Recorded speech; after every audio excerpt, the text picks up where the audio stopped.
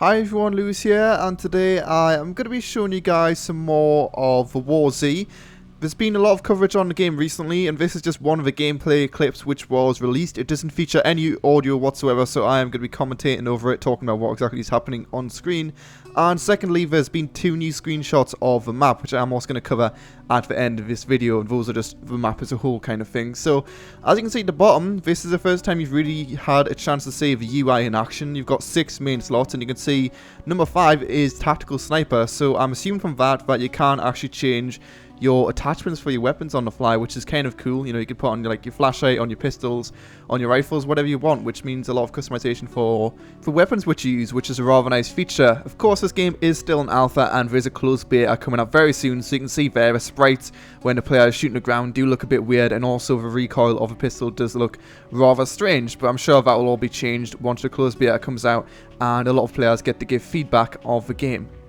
You can actually see in the bottom left here that there is actually a sprint meter in this game, meaning you can't sprint for infinite distances as you can in DayZ, which is definitely going to have a big impact on how exactly people play the game.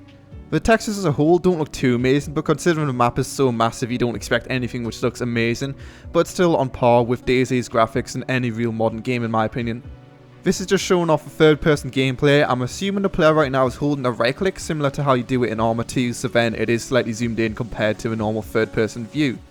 A cool feature of a War Z is that it has so many interior houses which you can go into. In this case, the player does enter this lone house on his left. You can see there's just random bits and bobs inside the house. You might notice the house is rather bare, but I've read on the forums the final version is going to have furnishings, so it does look a bit more dynamic and interesting to explore in, which is going to be cool. Here's another view of the inventory. You can see a lot of items which you can use to customize your weapons, like a red dot, a flashlight, that kind of stuff. You can also see in the top left that there is actually the possibility to stack items. You can also see that there is a weight system, but it doesn't look like it's been fully implemented yet, since the player does apparently have £0 in his inventory when he clearly doesn't. So it's not as if you can just stack as much stuff as you want inside your inventory. It just does save up a bit of space in your actual inventory screen, which is rather neat. Similar to DayZ, to eat something or to use something, you simply need to right click on it, and then you'll get a drop down of what exactly you can do with that item. If you look back a bit, you can also see in the inventory screen that there is a slot for your primary, which is 1, a slot for your secondary, which is 2, and then the rest of the slots are for random items like the attachments for your weapons and that kind of stuff. You can also see at the top that there's actually slots to customize your items. In this case, this guy is wearing a leather hat, so it is kind of cool how you can find different pieces of clothing inside the game and then change a character while still in the game, rather than having to remake a character and change the customization from there. Here the player sees a zombie, and just to demonstrate how exactly the recoil works and how the zombies work as a whole, you know, in that you need to actually shoot them in the brain and that kind of stuff. So you shoot it in the brain and it falls down quite quickly, double tap, and you see he walks over and it's actually still alive, which is rather cool. So he then goes ahead and does another double tap in its head, and I guess then it is finally dead. That is unfortunately the end of that gameplay segment. There is actually another piece of gameplay which has been released, in fact a few days before this one. So I would highly recommend checking out that gameplay video if you did come out after watching this video thinking the game doesn't look too impressive. The second piece of gameplay actually shows off some co-op and also the zombies a bit more in depth, and to be honest it is a bit more impressive than this gameplay clip. But I thought I'd show you guys this one since it does show off the basic gameplay in a much shorter fashion. So now onto the newly released screenshots. So both these screenshots are just showing off a map as a whole, showing the actual scale of the map. Apparently this is 90% of the entire map. This was confirmed by one of the devs, and this screenshot was actually released by one of the devs. This is apparently around about 170 kilometers squared compared to 225 kilometers squared of Shinoris. But keep in mind, obviously a lot of Shinoris is water, so this is pretty much the same size as Shinoris, but obviously on these servers you can have a lot more people than you can find in DayZ.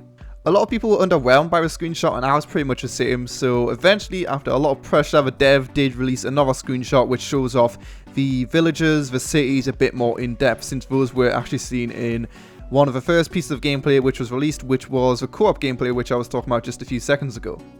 This second screenshot shows off some pretty awesome cities, but obviously from quite a far distance. The bigger of the 3 cities, at least from what I can see, is one furthest in the distance. I'm just going to quickly show you guys the 3 cities zoomed in on the screenshot, which are this one on the left, this one in the middle top, and this one on the close right.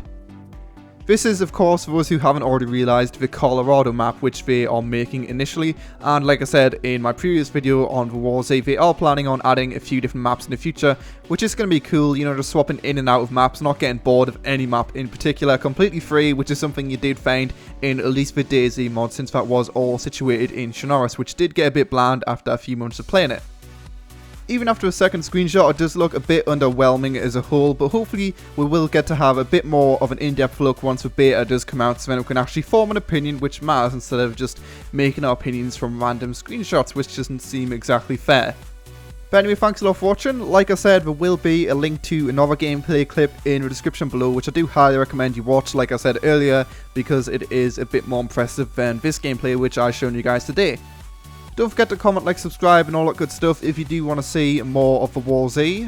Feel free to leave your opinions on the map as a whole if you think it's impressive, or the gameplay if you do so wish, in the comment section below, and I'll see you guys next time. Thanks a lot for watching.